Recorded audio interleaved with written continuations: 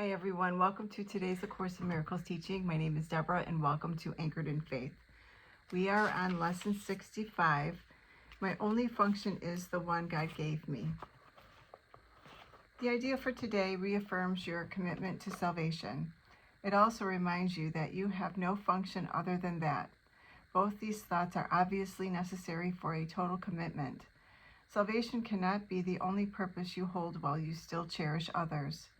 The full acceptance of salvation as your only function necessarily entails two phases: the recognition of salvation as your function and the relinquishment of all the other goals you have invented for yourself.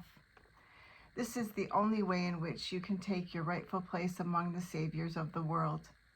This is the only way in which you can say and mean, "My only function is the one God gave me." This is the only way in which you can find peace of mind.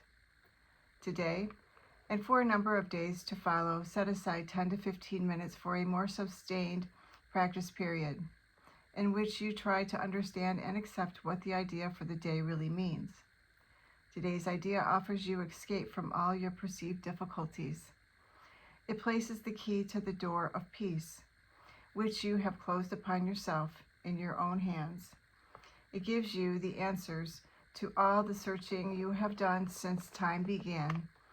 Try, if possible, to undertake the daily extended practice periods at approximately the same time each day. Try also to determine this time in advance, and then adhere to it as closely as possible. The purpose of this is to arrange your day so that you have set apart the time for God, as well as for all the trivial purposes and goals you will pursue. This is part of the long-range disciplinary training your mind needs, so that the Holy Spirit can use it consistently for the purpose He shares with you. For the longer practice period, begin by reviewing the idea for today. Then close your eyes. Repeat the idea to yourself once again and watch your mind carefully to catch whatever thoughts cross it. At first, make no attempt to concentrate only on thoughts related to the idea for the day. Rather, try to uncover each thought that arises to interfere with it. Note each one as it comes to you, with as little involvement or concern as possible, dismissing each one by telling yourself, "This thought reflects a goal that is preventing me from accepting my only function." After a while, interfering thoughts will become harder to find. Try, however, to continue a minute or so longer, attempting to catch a few of the idle thoughts that escaped your attention before, but do not strain or make undue effort in doing this. Then tell yourself, "Only this clean slate, let my true function be written for me," or "On this clean slate, let my function be written for me." You need not use these exact words, but try to get the sense of being willing to have your illusions of purpose be replaced by truth. Finally, repeat the idea for today once more, and devote the rest of your practice period to trying to focus on its importance to you. The relief its acceptance will bring you by resolving your conflicts once and for all, and the extent to which you really want salvation in spite of your own foolish ideas to the contrary. In the shorter practice periods, which should be undertaken at least once an hour, use this form in applying today's idea. My only function is the one God gave me. I want no other, and I have no other. Sometimes close your eyes as you practice this, and sometimes keep them open and look about you. It is what you see now that will be totally changed when you accept today's idea completely.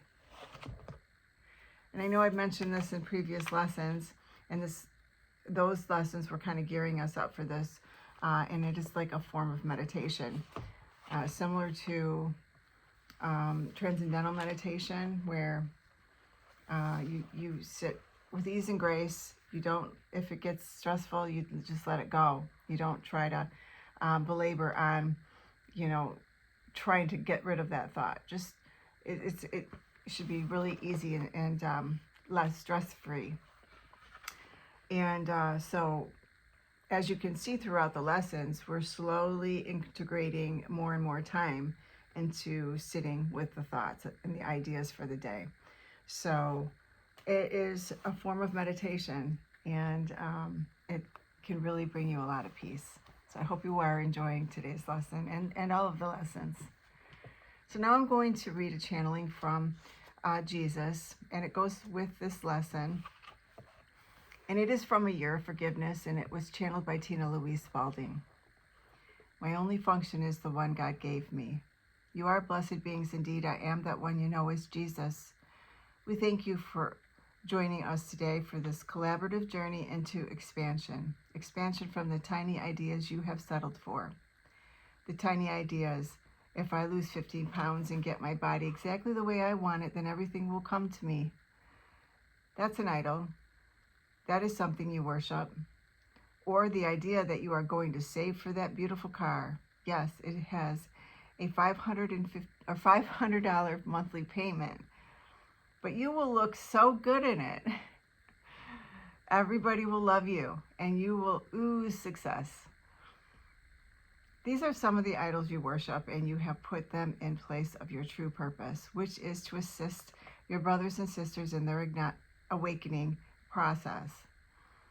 Once you aim for the stars, all the little distractions along the way fall aside, and you do not see them anymore. This is how you make leaps and bounds in your spiritual practice. Many of you have said, "Oh, I've been doing A Course in Miracles for 25 years. But have you really?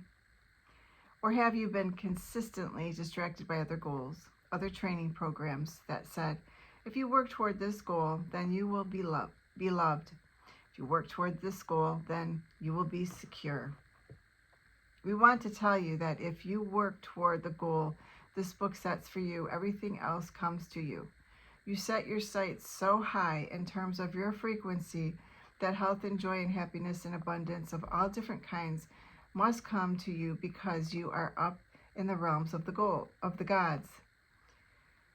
You will be up there in the realms of the enlightened ones, the master teachers. You will be up there in the realms of being so not bound by the heavy chains of materialism. So do this lesson well. Know that it is your ticket to freedom. And I am that one you know as Jesus, and we will see you again tomorrow. And another reflection on something that I said in the very early on, and when I started to do the lessons again, is because, you know, I think I mentioned I've been studying A Course in Miracles for some time, many years, not 25, but quite a few. And but when I sat down and really thought about it, it's like, am I really doing the course? Am I really doing the work? And I found myself coming to the answer that no, I guess I really wasn't. So that's what gave me the inspiration to record these lessons over again. And it's a refresher for people. You could do these lessons, you know, study the Course in Miracles for years, but I don't think it ever really hurts to go back and just redo the lessons from time to time, and it can help